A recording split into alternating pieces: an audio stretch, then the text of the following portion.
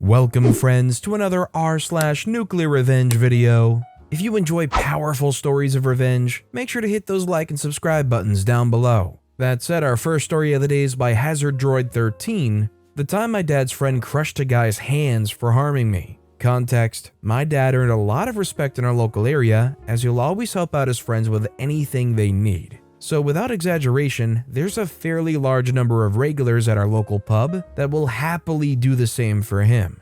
And I mean it as they would most likely happily go to prison to look after my parent, my sister, and me. Anyways, I do a lot of walking, both when home and at uni, and I was walking through our local park at home, and I noticed someone following me. Basically, I'm more or less bricking it as I'm not willing to get my phone out in case he takes it, and I'm in the least populated area of the park where there's only 2 people. I decide to speed up so that hopefully more people will act as a deterrent. The guy starts talking BS to me, saying he needs help as his brother got stabbed.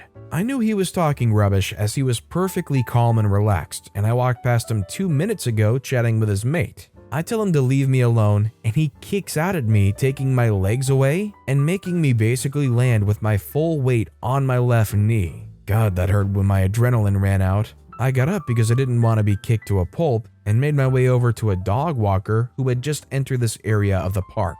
He allowed me to get to the cafe where I called my sister. She and my mom come pick me up from there and took me home. I put an ice pack on my ankle because him booting it as hard as he could made it bend wrong. Could still use it, so I knew it was fine.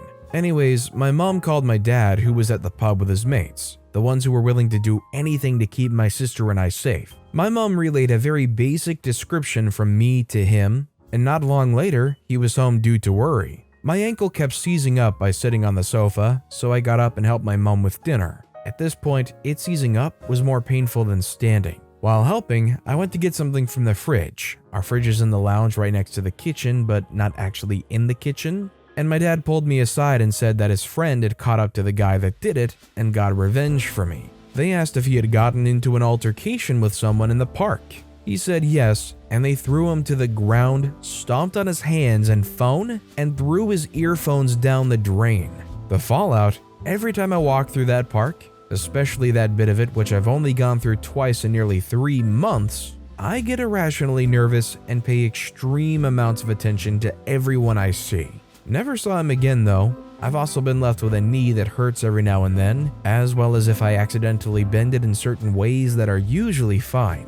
Again, I'm not worried about it as, while at uni, I walk nearly 10 miles a day and only occasionally need to stop to let it rest. Moral of the story: don't freak with people if you don't think you can deal with a group of alcohol-fueled Londoners who are protective of your victim and his family. I mean, how about just don't be a creep in general? Considering this guy got tracked down, held down, and their hands stomped on, do you feel bad for them at all, or do you feel like this is exactly what they deserved? Let me know what you guys think in the comments down below. Our next story is by Tachanka is the 420 God. I got him thrown in jail and ruined his relationship of 5 years. The past 2.5 months, I've been in a rehab center. It was supposed to be a 3-month stay, but another resident, let's call him Butt, decided to fake me out and get me booted from the program. While I was showering, he decided to put a vape in my shorts and get the staff to check my room. I got kicked out, and I thought he was going to get to stay, but that's where the revenge comes in.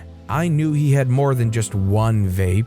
This dude is a fiend. He wouldn't sacrifice his only device to get me out of there. I decided to get even. Before I left, I pulled a stunt. I went to the staff and told them about him contacting his girlfriend, whom he had a no contact order with. After doing so, I went to the director and told him where the Butt's stash was. I ain't no snitch, but if you freak with me, I'm freaking you too. The director searched his stash and found a ridiculous amount of contraband. Though I was still kicked out of the program, I got the satisfaction of seeing him cry as he was led out of the building in cuffs with 2 more charges on his head, knowing he won't see the outside world for 2 years or more. I mean, in a situation like that, if you're going to go and sink somebody who isn't even guilty for the thing you got them caught with, I feel like it comes with the territory to expect some kind of target on your back, right? And our final story of the day is by an anonymous poster. Scumbag of a brother did everything to ruin my life,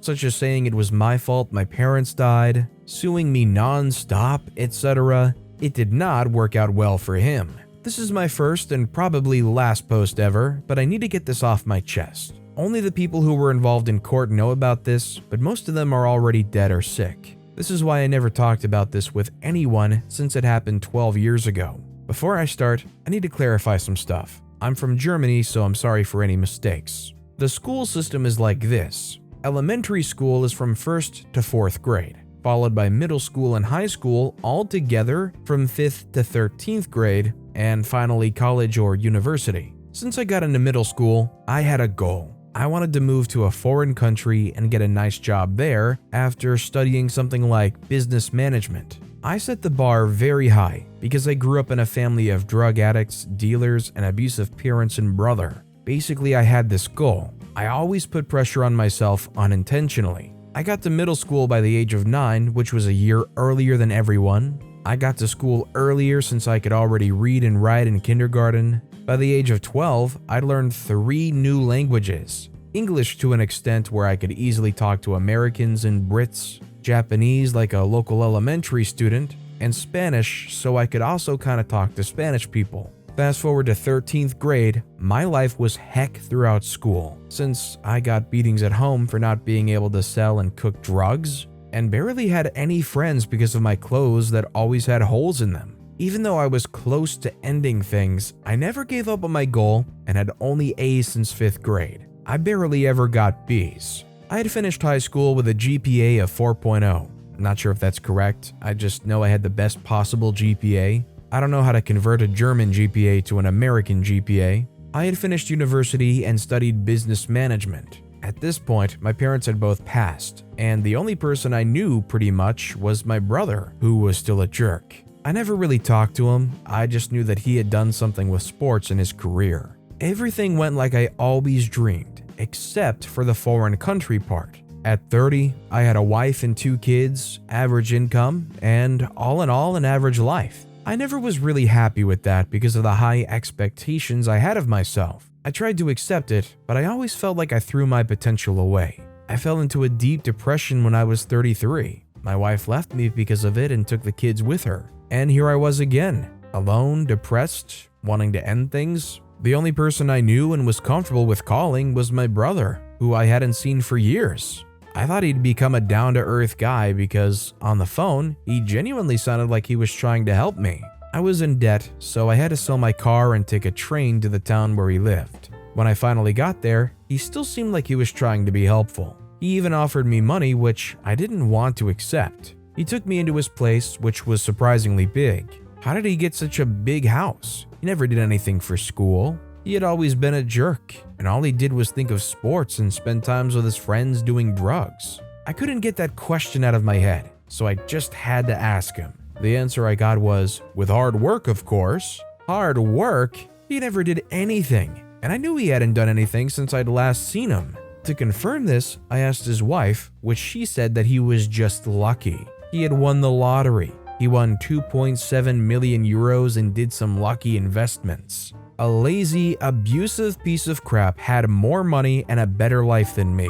I couldn't get over this, but since he was being nice and letting me stay at his place, I didn't mention it. After 3 months of staying at his place, he offered me a place in his company. I didn't know anything about his company and about this line of work. Keep in mind that I was still depressed and desperate. I accepted the offer, and he intentionally gave me a task in his company that was extremely hard to complete, and the others warned me. But I didn't listen. I had messed up. I destroyed a machine that would cost around $150,000 to replace. I tried to explain to him that I couldn't give him the money because I was in debt. He sued me and he won. My depression sucked me into a deep dark hole further and further. After an attempt, I got sent to a mental health clinic and I spent a little over a year there. I was 35 when I got out. My depression wasn't gone, but they decided that I wasn't trying to end everything. The first person I saw when I got out was my brother. He was waiting in the entrance area, and the first words he said to me were, "Can't get a decent job, can't get the wife to stay, and can't even end things. What can you do?"